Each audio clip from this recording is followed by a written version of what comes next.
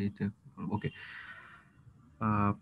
আজকের ক্লাসে আমরা মেইনলি রিচার্জেবল ব্যাটারি নিয়ে পড়বো। তো রিচার্জেবল ব্যাটারি যাওয়ার আগে আমি গ্যালভানিক কোষ বা তড়িৎ রাসায়নিক কোষটা শেষ করে দিচ্ছি। দেখো, গ্যালভানিক কোষের একদম লাস্ট যে প্রথম যে গ্যালভানিক কোষটা আসছিল, প্রথম গ্যালভানিক কোষটা বলতে আমরা বিজ্ঞানী ড্যানিয়েল প্রথমে এই গ্যালভানিক কোষটা নিয়ে প্রথম ব্যাখ্যা করছে।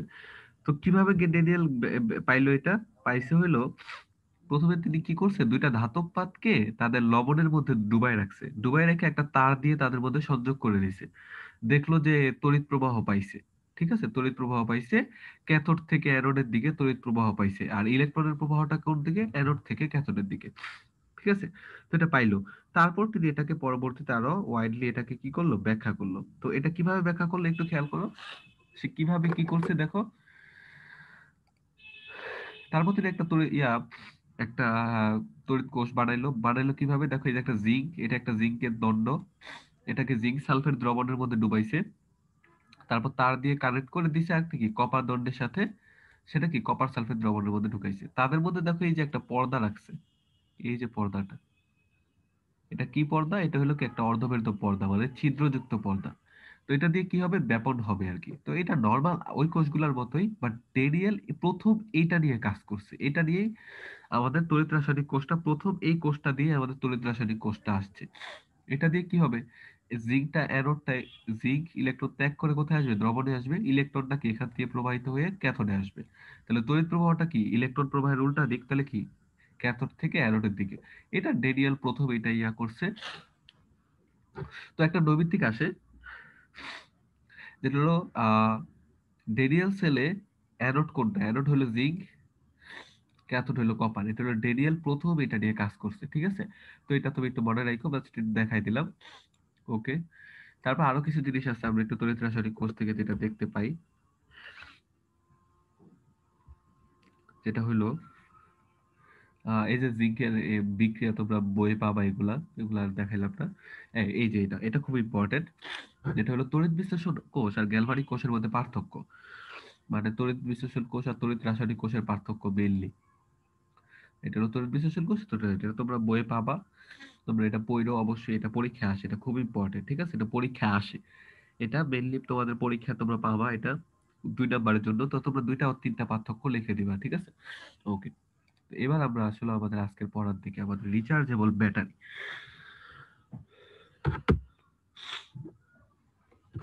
তো রিচার্জেবল ব্যাটারিটা কি জিনিস দেখি আমরা একটু। ব্যাটারি হলো এমন একটা জিনিস, যে জিনিসটা থেকে তুমি কি পাইতে পারো, যে কোনো সময় তড়িৎ শক্তি পাইতে পারো। ঠিক আছে, তো একটা একটা ব্যাটারিকে কি কি করার প্রয়োজন পড়ে? তুমি যখন একটা ব্যাটারিকে তুমি কি করবা, আগে চার্জ করে নিবা। এই দেখো চার্জ করে নিচ্ছি আমি, আগে চার্জ করে নিচ্ছি, ব্যাটারিটা থেকে আমি চার্জ জমা রাখছি। তারপর আমি যখন এটাকে ইউজ করব বা কোথাও কাজে লাগাবো, তুমি এটা থেকে তড়িৎ শক্তি যখন নিতে থাকবা, তখন এটা কি হতে থাকবে, আস্তে আস্তে ডিসচার্জ হতে থাকবে, মানে এটার চার্জটা আস্তে আস্তে কমতে থাকবে। তাইলে যে সকল ব্যাটারি 2টা প্রক্রিয়া করতে পারে, চার্জ এবং ডিসচার্জ প্রক্রিয়া, তাদেরকে আমি রিচার্জেবল ব্যাটারি বলি। ঠিক আছে, তোমার ধরো রিমোটের ব্যাটারি বা তোমার এই ব্যাটারি গুলা বা ঘড়ির ব্যাটারি, এগুলা কিন্তু তোমার চার্জ হইতে পারে না। এগুলা তুমি একবারে চার্জ করে দিয়ে দিছিল, তুমি এটাকে কি করতে পারো, একবারে চার্জ করে দিছিল তোমাকে, সেটা তুমি যতক্ষণ পর্যন্ত চলে ততক্ষণই। বাট তুমি মোবাইলের ব্যাটারি চিন্তা করো, তোমার বাসায় যদি আইপিএস থাকে, আইপিএস এর ব্যাটারির কথা চিন্তা করো, তুমি কিন্তু এটাকে বারবার কি করতে পারতেছো, চার্জ করতে পারতেছো, আবার কি করতে পারতেছো, এটাকে ব্যবহার করতে পারতেছো, অর্থাৎ ডিসচার্জ করতে পারতেছো। চার্জ করা মানে তুমি এটাকে রিচার্জ করতে পারতেছো। রিচার্জ মানে কি, তুমি বারবার চার্জ করতে পারতেছো। ঠিক আছে, আর ডিসচার্জ মানে তুমি এটাকে ইউজ করতেছো। তাহলে এই যে 2টা কাজই যেই ব্যাটারিটা করতে পারে, তাদেরকে আমি রিচার্জেবল ব্যাটারি বলি। ঠিক আছে, আচ্ছা, 2টা প্রক্রিয়ায় এই একটা ব্যাটারি 2টা প্রক্রিয়া সম্পন্ন করে, একটা হলো চার্জ প্রক্রিয়া, একটা হলো ডিসচার্জ প্রক্রিয়া। চার্জ প্রক্রিয়া আমি কি করি, যখন আমি একটা ব্যাটারিকে তোমার একটা প্লাগের সাথে লাগাই, তখন সেটা চার্জ হয়। তো চার্জ হলে কি হবে, সেখানে একটা প্রক্রিয়া হয়, সেটা হলো তড়িৎ শক্তিটা রাসায়নিক শক্তি রূপে ব্যাটারির মধ্যে জমা রাখে। তাহলে যখন তুমি চার্জ করো, তখন তোমার তড়িৎ শক্তিটা রাসায়নিক শক্তিতে রূপান্তরিত হয়, এবং রাসায়নিক শক্তি রূপে ব্যাটারির মধ্যে জমা থাকে। তো তড়িৎ শক্তিকে রাসায়নিক শক্তিতে রূপান্তর করে কোন কোষ? তড়িৎ বিশ্লেষণ কোষ।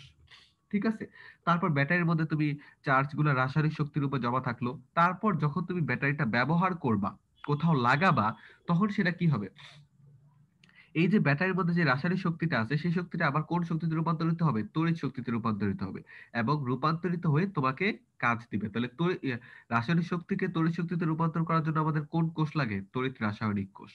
ঠিক আছে, এই যে হলো একটা ব্যাটারির প্রক্রিয়া। আমরা চার্জ প্রক্রিয়া পড়বো, ডিসচার্জ প্রক্রিয়া পড়বো। ঠিক আছে, তো আমরা দেখি সামনে আমাদের এই ব্যাটারির আর কি কি প্রকারভেদ আছে আমাদের।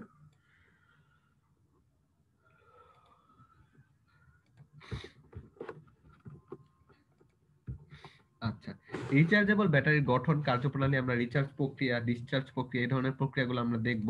তো আমরা দেখো এখানে আমাদের সঞ্চয়ক কোষ বা রিচার্জেবল ব্যাটারি আমাদের কয় ধরনের আছে, দুই ধরনের আছে। একটা হলো লেড স্টোরেজ সেল, আর একটা কি লিথিয়াম আয়ন ব্যাটারি। এই দুই ধরনের সেল তোমার আছে। তোমার নরমালি আমরা লেড স্টোরেজ সেল আর লিথিয়াম আয়ন ব্যাটারি, আমরা নরমালি হেভি কাজের জন্য বা ভারী কাজের জন্য আমরা ইউজ করি কোনটা, লেড স্টোরেজ সেল।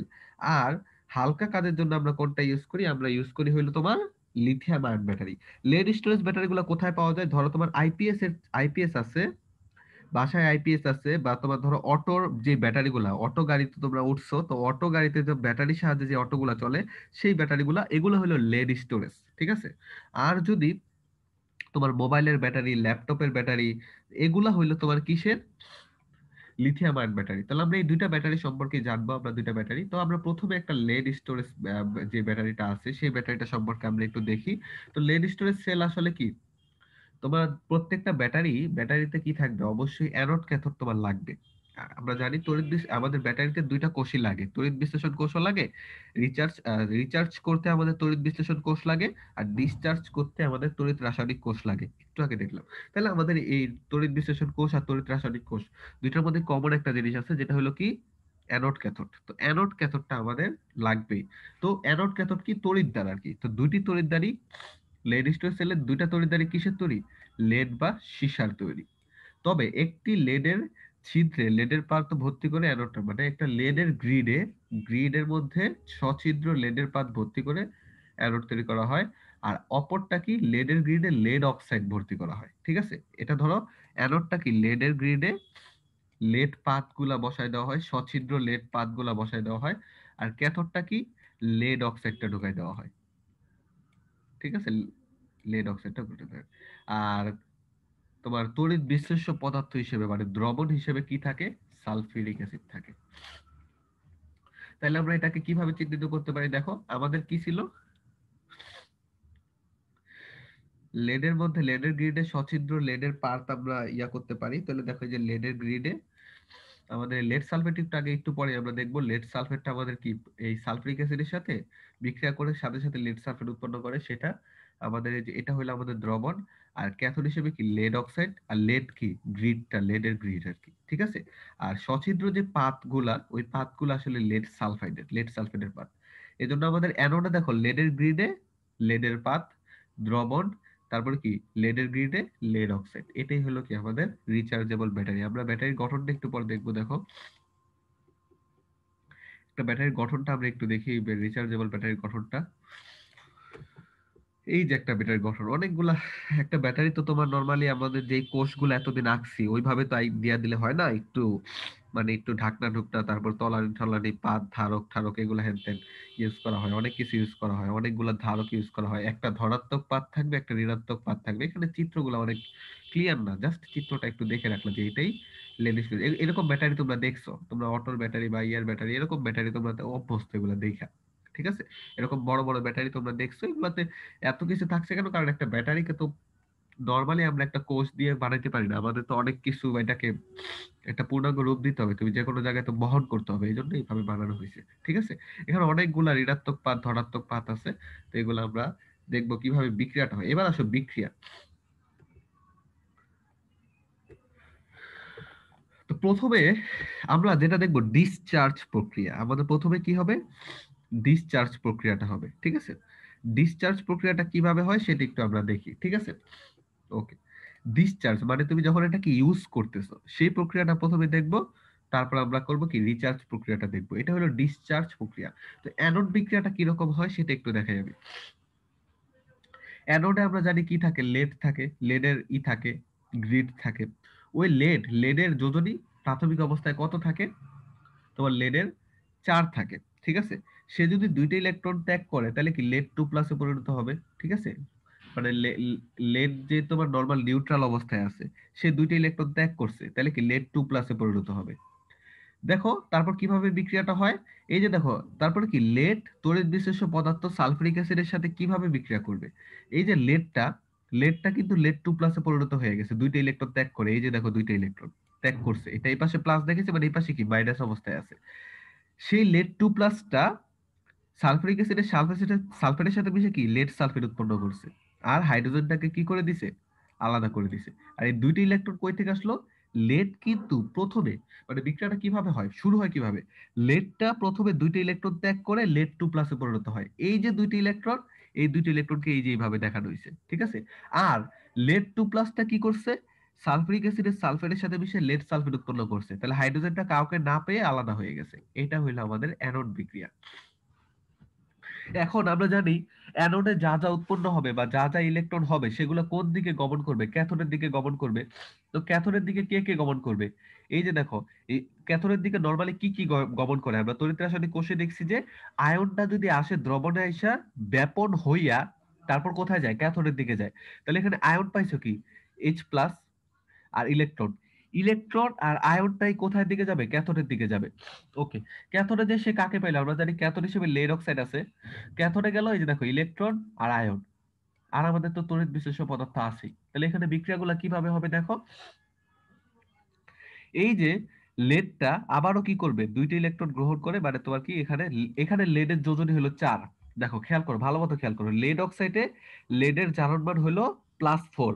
সে কি করবে, এই যে দুইটা ইলেকট্রন গ্রহণ করবে, দুইটা ইলেকট্রন গ্রহণ করে সে কি হবে, +4 থেকে +2 তে আসবে। সেই লেড 2 প্লাসটা সালফিউরিক অ্যাসিডের সালফারের সাথে মিশে কি উৎপন্ন করবে, লেড সালফার উৎপন্ন করবে। আর দেখো এখানে কি হাইড্রোজেন আছে, অক্সিজেন আছে, মিলে কি উৎপন্ন করবে, পানি উৎপন্ন করবে। এই বিক্রিয়াগুলো আমি আবার ব্যাখ্যা করতে চাই, দেখো কিভাবে হয়, পুরো বিক্রিয়াটা আমি আবার ব্যাখ্যা করতেছি। দেখো দেখো প্রথম এই যে অ্যানোড বিক্রিয়াটা কিভাবে শুরু হবে। অ্যানোডে আমাদের কি আছে, লেড আছে, আর আমাদের তড়িৎ বিশিষ্ট সালফিউরিক অ্যাসিড আছে। এই লেড আর সালফিউরিক অ্যাসিডের বিক্রিয়াটা কিভাবে হবে সেটা আগে দেখো। লেডটা প্রথমে দুইটা ইলেকট্রন ত্যাগ করবে, কিসে পরিণত হবে, লেড 2 প্লাসে পরিণত হবে। এই যে দুইটা ইলেকট্রন এই যে এখানে দেখানো হয়েছে, ঠিক আছে? আর লেড 2 প্লাসটা কি করবে, সালফিউরিক অ্যাসিডের সালফেটের সাথে মিশে লেড সালফেট উৎপন্ন করবে। তাহলে হাইড্রোজেনটা আলাদা হয়ে গেল, এইচ প্লাস। ওকে, তড়িৎ রাসায়নিক কোষে আমরা জানি আয়নটা আর ইলেকট্রন গুলা ক্যাথোডের দিকে অগ্রসর হবে। তাহলে ক্যাথোডের দিকে অগ্রসর হলে এই দুইটা জিনিস ক্যাথোডের দিকে অগ্রসর হবে। ক্যাথোডের জায়গায় কি পাবে, লেড অক্সাইড পাবে, কারণ আমরা জানি লেড অক্সাইড দিয়ে ক্যাথোডটা বানানো হয়। তারপর কি লেড অক্সাইড পাবে, এই যে দেখো দুইটা আসছে, এটা আর এটা আসছে, এসে পড়ছে। আর আমাদের তড়িৎ বিশেষ্য সালফিউরিক অ্যাসিড আছে। এখানে কিভাবে বিক্রিয়াটা হবে সেটা একটু দেখো। এই যে লেডটা, এখানে কিন্তু এই যে লেড অক্সাইডের, লেডের জারণ মান কত, +4। দেখো তুমি হিসাব করে দেখো, +4। এই লেড +4, এই যে দুইটা ইলেকট্রন গ্রহণ করবে, তাহলে +4 থেকে কত হবে, লেড 2 প্লাস হবে। লেড 2 প্লাসটা কি করবে, সালফিউরিক অ্যাসিডের সালফেটের সাথে মিশে কি উৎপন্ন করবে, লেড সালফেট উৎপন্ন করবে।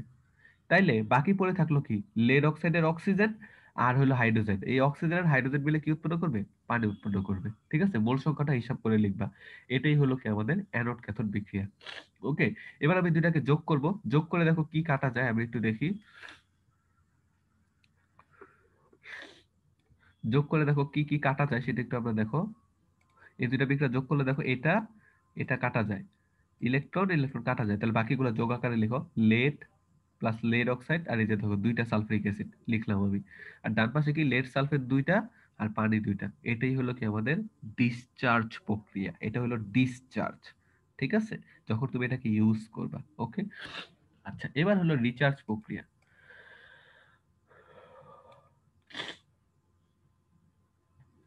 ঠিক আছে, আচ্ছা রিচার্জ আর ডিসচার্জ প্রক্রিয়ার মধ্যে একটা পার্থক্য আছে।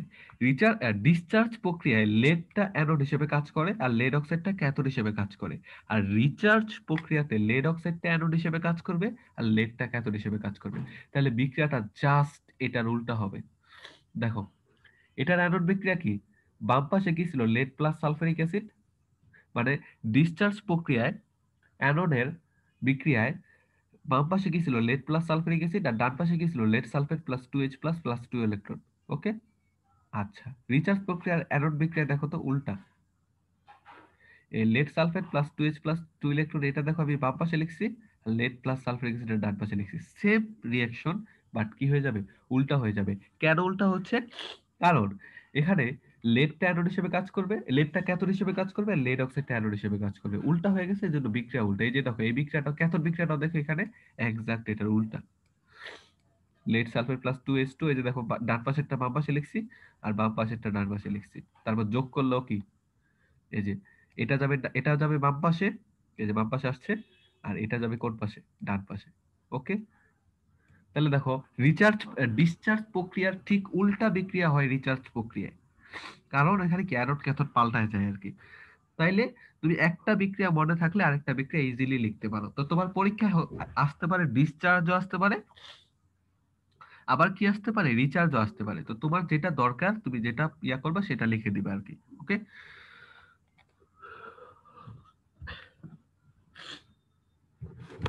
তো দেখো, তারপর আমরা এটাতে দেখো, এটাতে আমরা, এটাতে আরো কিছু পাওয়া যায়, যে 1.2 ভোল্টের মতো পাওয়া যায়। তো আমরা জানি কোষ, কয়েকটা কোষকে যদি পরপর সাজাই আমরা, কোষগুলোর যোগফল, ভোল্টেজ কি যোগফল আকারে লিখতে পারি।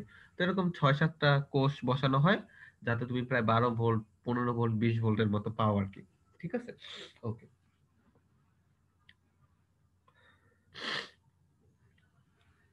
ওকে, আচ্ছা, এবার হলো lithium ion battery. Lithium ion battery হলো অনেক পাতলা, ঠিক আছে, ন্যানো টেকনোলজি প্রয়োগ করা হয়, এটাতে ন্যানো টেকনোলজি প্রয়োগ করা হয় আর কি। ন্যানো টেকনোলজি আমরা জানি, তাহলে এটা খুবই ক্ষুদ্র হবে, ঠিক আছে। তো লিথিয়াম আয়ন ব্যাটারি গুলা তোমাদের মোবাইলে ইউজ করা হয়, তারপর তোমাদের মেইনলি, তারপর তোমাদের মোবাইলে ইউজ করা হয়, ল্যাপটপে ইউজ করা হয়। এইসব জায়গায় লিথিয়াম আয়ন ব্যাটারিটা রিচার্জেবল ব্যাটারি অবশ্যই, কারণ মোবাইলের ব্যাটারিও কিন্তু চার্জ করা যায়, ল্যাপটপের ব্যাটারি চার্জ করা যায়, ঠিক আছে। আচ্ছা, এখানে অ্যানোড হিসেবে কে কাজ করে? লিথিয়াম আয়ন যুক্ত গ্রাফাইট দণ্ড। গ্রাফাইট মানে কি, কার্বন। অ্যানোড হিসেবে কাজ করে কি, লিথিয়াম আয়ন যুক্ত গ্রাফাইট দণ্ড ব্যবহৃত হলে এটি লিথিয়াম আয়ন, এই যে দেখো এটা লিথিয়াম আয়ন ব্যবহার করা হয়, এই জন্য এটা লিথিয়াম আয়ন ব্যাটারি ব্যবহার হয়। আর ক্যাথোড হিসেবে কাজ করে কি, ক্যাথোড হিসেবে কাজ করে, যে দেখো অ্যানোড হিসেবে কাজ করে কি, লিথিয়াম যুক্ত কার্বন তথা গ্রাফাইট দণ্ড। আর ক্যাথোড হিসেবে কাজ করে ধাতব অক্সাইড। আর তড়িৎ বিশিষ্ট পদার্থ হিসেবে কাজ করে লিথিয়ামের জটিল লবণ। তাহলে দেখো এখানে তিনটা জিনিস একটু তোমার জানা লাগবে, যে অ্যানোড ক্যাথোড কোনটা কাজ করে। অ্যানোড হিসেবে কাজ করে কে, লিথিয়াম যুক্ত কার্বন অথবা গ্রাফাইট দণ্ড। ক্যাথোড হিসেবে কাজ করে কে, ধাতব অক্সাইড। আর তড়িৎ বিশিষ্ট হিসেবে কাজ করে কি, লিথিয়ামের জটিল লবণ। আচ্ছা, ক্যাথোড হিসেবে যে ধাতব অক্সাইড গুলা হয় সেগুলোর মধ্যে কি কি আছে? Lithium cobalt oxide, manganese oxide, এই যে, তারপর কি লিথিয়াম আয়রন ফসফেট, এই যে এই জিনিসগুলা কি হিসেবে কাজ করে, ক্যাথোড হিসেবে কাজ করে। আমরা এখানে লিথিয়াম কোবাল্ট অক্সাইড দেখায় তারপর আমরা হিসাবটা করব, ঠিক আছে। আচ্ছা, আর তড়িৎ বিশেষ হিসেবে জটিল লবণ ব্যবহার করা হয়, এগুলো আমরা দেখবো, যে হেক্সাফ্লোরোফসফেট, বিভিন্ন লবণ টবণ ইউজ করা হয়, লিথিয়াম বোরো, টেট্রা বোরো ফ্লোরাইড, এইগুলা ইউজ করা হয় তড়িৎ বিশেষ হিসেবে। তাহলে বিক্রিয়াগুলো আমরা একটু দেখি, অ্যানোড ক্যাথোড বিক্রিয়া কিরকম হয় ডিসচার্জ প্রক্রিয়া আর চার্জ প্রক্রিয়ায়। দেখো, আচ্ছা, যখন ডিসচার্জ প্রক্রিয়া, আমরা আগে ডিসচার্জ প্রক্রিয়া, এই যে দুটা আমরা পড়লাম, আগে ডিসচার্জ প্রক্রিয়া পরে রিচার্জ প্রক্রিয়া, এটা মনে রাখতে হবে, ঠিক আছে। আচ্ছা দেখো, ডিসচার্জ প্রক্রিয়াতে কি বিক্রিয়া হয়, প্রথমে আমরা অ্যানোডের অর্ধকোষ বিক্রিয়া দেখাই, অ্যানোড অর্ধকোষ বিক্রিয়া।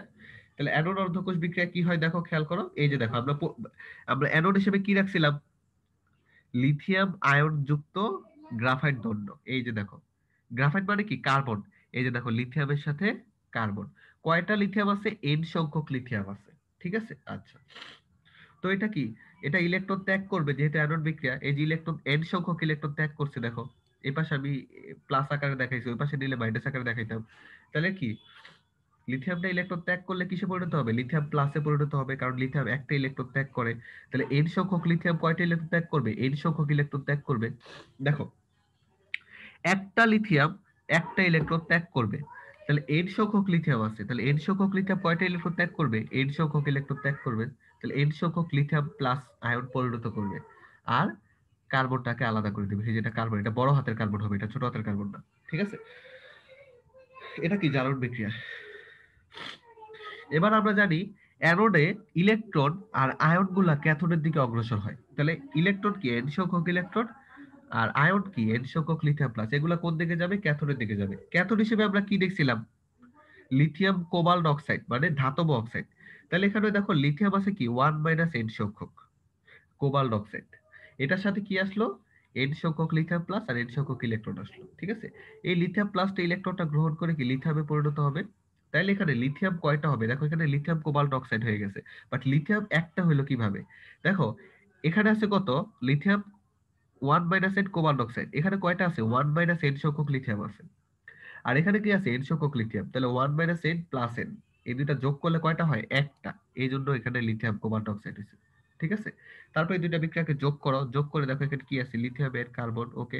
তারপর লিথিয়াম 1 - n কোবাল্ট অক্সাইড, এই দুইটা কাটা যায়, এটা আর এটা, এটা আর এটা কাটা যায়। তারপর এখানে কি lithium cobalt oxide plus carbon, এটাই কি আমাদের ডিসচার্জ প্রক্রিয়া। রিচার্জ প্রক্রিয়া কি হবে, তার উল্টা বিক্রিয়া হবে, এটা হবে ডান পাশে বাম পাশে, এই যে দেখো বাম পাশে আসছে, আর এটা কি ডান পাশে হবে, এই যে দেখো ডান পাশে আসছে, তাহলে রিচার্জ প্রক্রিয়া কি ডিসচার্জ প্রক্রিয়ার উল্টা। আচ্ছা দেখো এখানে আবার একটা চার্জিং ডিসচার্জের সময় যে কোবাল্ট লিসি না, কোবাল্টের একটা একবার কি হয় যখন ডিসচার্জ হয় তখন কোবাল্টের বিজারণ হয়, কারণ দেখো এই যে দেখো কোবাল্টটা তখন কি বিজারণ হয়েছে, বিজারণ বিক্রিয়া হয়েছে, যে দেখো। আর রিচার্জে কি তার উল্টা, তাহলে রিচার্জে কি হবে তার জারণ হবে। কোবাল্টের দুইটা জারণ মান আছে, একটা +4 একটা +3, যখন ডিসচার্জ হয় তখন তার বিজারণ হয়, মানে সে ইলেকট্রন গ্রহণ করে +4 থেকে +3 তে আসে, আর যখন রিচার্জ হয় তখন তার জারণ হয়, তখন থেকে +3 থেকে +4 এ আসে, এটাই আর কি। তাহলে লিথিয়াম এটা বিভবটা প্রায় প্রতিটা লিথিয়াম গাছে বিভবটা কত হয় 4.6 থেকে 4.7 ভোল্ট, ওকে। এই বিক্রিয়াগুলো আসবে পরীক্ষা, এটা কিন্তু খুবই ইম্পর্টেন্ট, এখান থেকে একটা সৃজনশীল আসে, রিচার্জ প্রক্রিয়া ডিসচার্জ প্রক্রিয়া লিখতে বলে, ঠিক আছে, ওকে। আচ্ছা দেখো দুইটা তুলনা। আচ্ছা পূর্ণ সঞ্চয় দক্ষতা বেশি মানে লিথিয়াম আয়ন ব্যাটারি বেশি দিন চলে, মানে তোমার পূর্ণ সঞ্চয় দক্ষতা মানে এই যে তোমার যে একটা থেকে আরেকটা রূপান্তরিত হইতেছে, আবার যে উল্টা হিসেবে কাজ করতেছে ডিসচার্জ প্রক্রিয়া রিচার্জ প্রক্রিয়া, এটা লিথিয়াম আয়ন ব্যাটারি ভালো কাজ করতে পারে, লেড স্টোরেজ অত ভালো করতে পারে না। তারপরে এখানে কি লেড স্টোরেজে লেড ইউজ করতেছে, সালফারিক অ্যাসিড ইউজ করতেছে, যেগুলো খুবই ঝুঁকিপূর্ণ, আর লিথিয়ামে তেমন ঝুঁকিপূর্ণ পদার্থ ইউজ করে না, এজন্য লিথিয়ামটা ভালো। লেড স্টোরেজ কিন্তু অনেক ভারী আর লিথিয়াম কিন্তু অনেক হালকা, ঠিক আছে।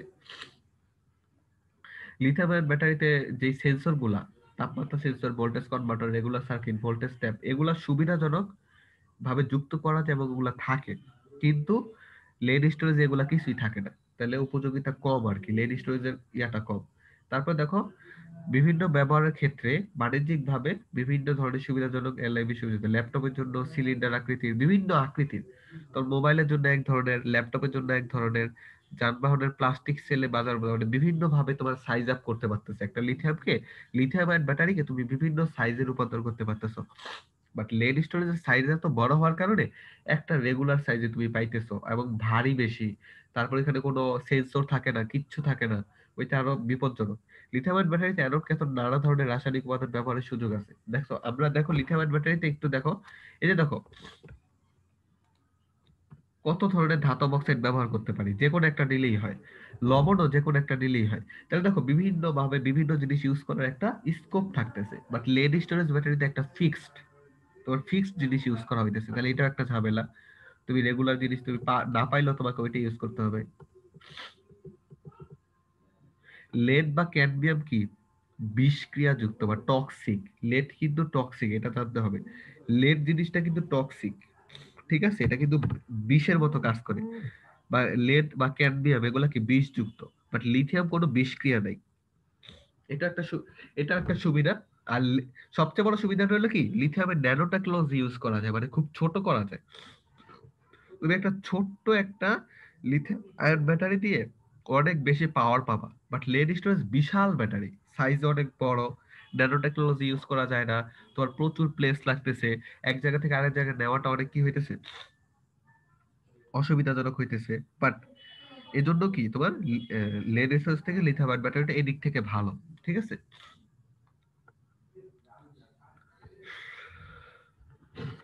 ওকে, আচ্ছা কিছু অসুবিধা আছে, আমরা অসুবিধাগুলো দেখবো।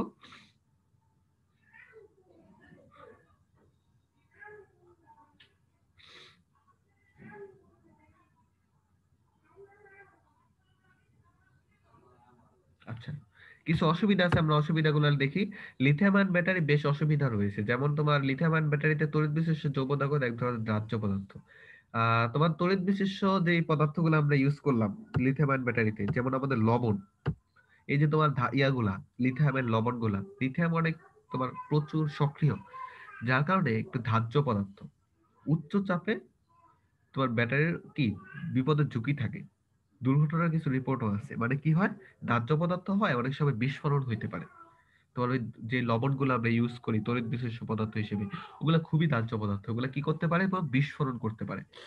তারপরে বিশুদ্ধ লিথিয়াম কি উচ্চ ক্রিয়াশীল, এই যে আমরা সক্রিয়তা সিরিজ দেখছিলাম, সক্রিয়তা সিরিজের একেবারে ওপরে হলো আমাদের কে আছে, লিথিয়াম আছে, ঠিক আছে, একেবারে ওপরে হলো আমাদের লিথিয়াম, তো প্রচুর সক্রিয়। সক্রিয়তা কি করবে, এই লিথিয়ামটা কি করবে, তোমার যে কোনো প্রকার পানির উপস্থিতিতে কি করবে, লিথিয়াম হাইড্রোক্সাইড উৎপন্ন করতে পারে, হাইড্রোজেন গ্যাস উৎপন্ন করতে পারে, অক্সিজেনের সাথে বিক্রিয়া করে লিথিয়াম অক্সাইড উৎপন্ন করে ফেলতে পারে, মানে খালি বিক্রিয়া করার ধান্দায় থাকবে। তাহলে লিথিয়ামটা লিথিয়াম থাকবে না, সেটা পরিবর্তিত হয়ে অন্য কিছু রূপান্তর করবে। অনেক সময় পানির সাথে বিক্রিয়া করে সে কি করে, লিথিয়াম হাইড্রোক্সাইড এবং হাইড্রোজেন গ্যাস তৈরি করে। আমরা জানি হাইড্রোজেন গ্যাস খুবই বিপজ্জনক, পিওর হাইড্রোজেন গ্যাস খুবই বিপজ্জনক, সেটা কি করতে পারে, তোমার প্রচুর পরিমাণে কি করতে পারে, বিস্ফোরণ ঘটাইতে পারে, তোমার কি করতে পারে তোমার। আর সবচেয়ে বড় অসুবিধা হলো কি, লিথিয়ামের যে জিনিসগুলা, লিথিয়ামের ব্যাটারি তুমি যে জিনিসগুলাতে ইউজ করো, যেমন তোমার তোমার লিথিয়ামের ব্যাটারি তুমি কোথায় ইউজ করো, তোমার মোবাইলে ইউজ করো, ল্যাপটপে ইউজ করো, এগুলা কিন্তু আমাদের খুব হাতের কাছাকাছি থাকে। তো একটা যদি বিস্ফোরণ হয়, সেটা কিন্তু তোমার দেহের অনেক ক্ষতি করবে, তোমার নিজের অনেক ক্ষতি করে ফেলবে। তোমার জিনিসের ক্ষতির পরিবর্তে তোমার নিজের ক্ষতি করে ফেলবে, তোমার শরীরের কোনো ক্ষতি করে ফেলবে, ঠিক আছে। এটা আরেকটা আছে, এটার দাম অনেক বেশি, লিথিয়াম আয়ন ব্যাটারির দাম অনেক বেশি, যে জিনিসগুলো আছে এগুলোর কস্টটা অনেক পড়ে যায়। খুবই রেয়ার জিনিস, রেয়ার না, মানে লিথিয়ামটা অনেক মানে তোমার ভ্যালুয়েবল, তো এজন্য তোমার কি কস্টটা অনেক বেশি পড়ে যায়। বাট ওভারঅল চিন্তা করতে গেলে লিথিয়াম আয়ন ব্যাটারিটা একটু সুবিধাজনক, কারণ এটাতে বর্তমানে অনেক সেন্সর ইউজ করা হয়েছে, অনেক কিছু ইউজ করে তারপর দেওয়া হয়। তো হঠাৎ কোনো প্রবলেম হলে তুমি আগে থেকেই বুঝতে পারবা যে ব্যাটারিতে কোনো প্রবলেম হইতেছে, তো তুমি ওইভাবে কি সতর্ক হয়ে গেলা, তুমি ওইভাবে ইয়া করতে পারলা। আচ্ছা, এক মিনিট আমি আসতেছি।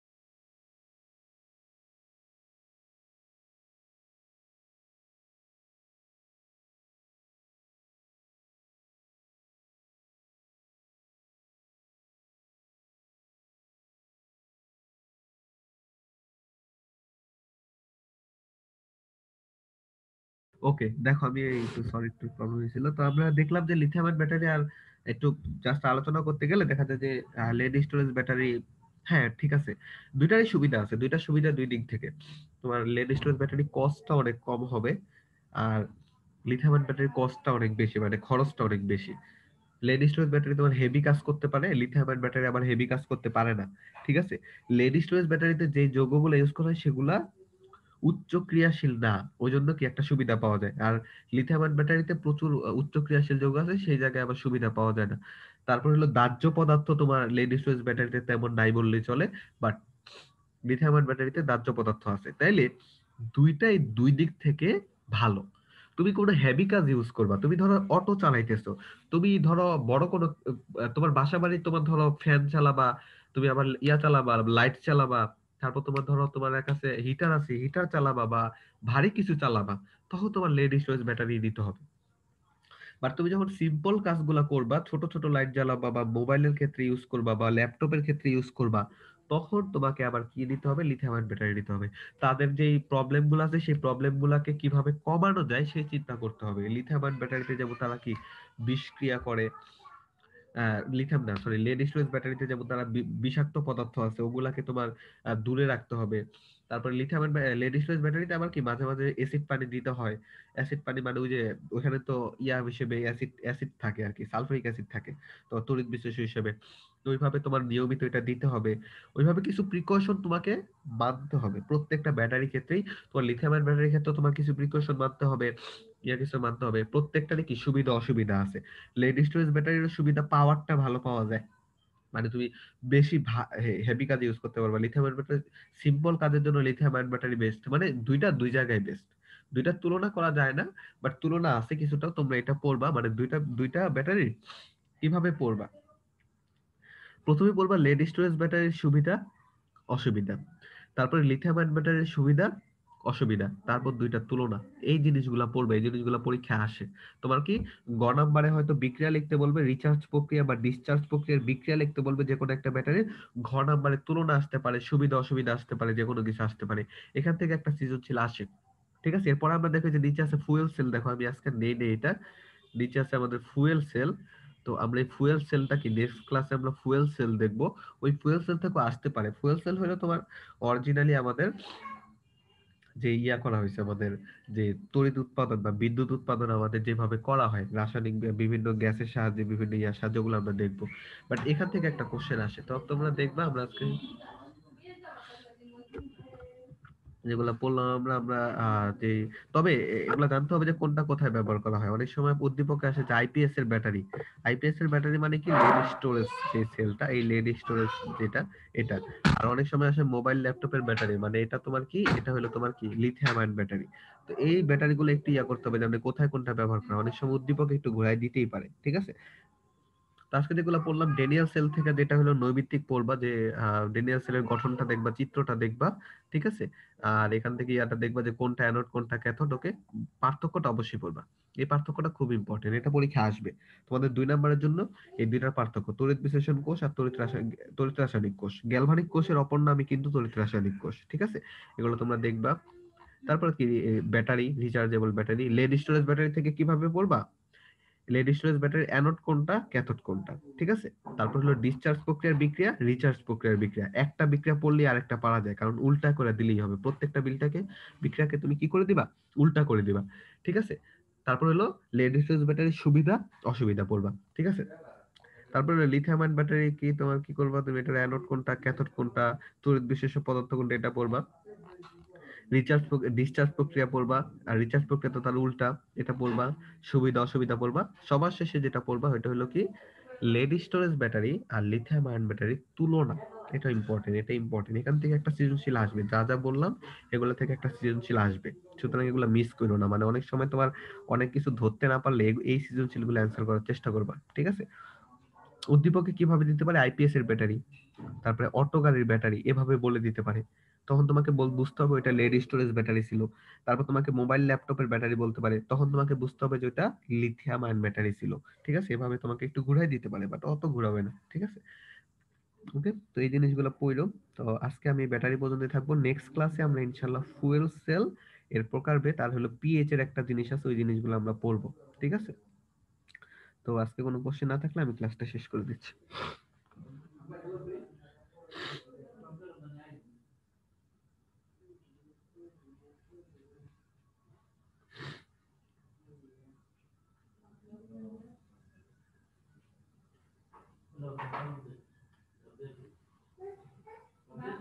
ওকে, আজকে পর্যন্ত।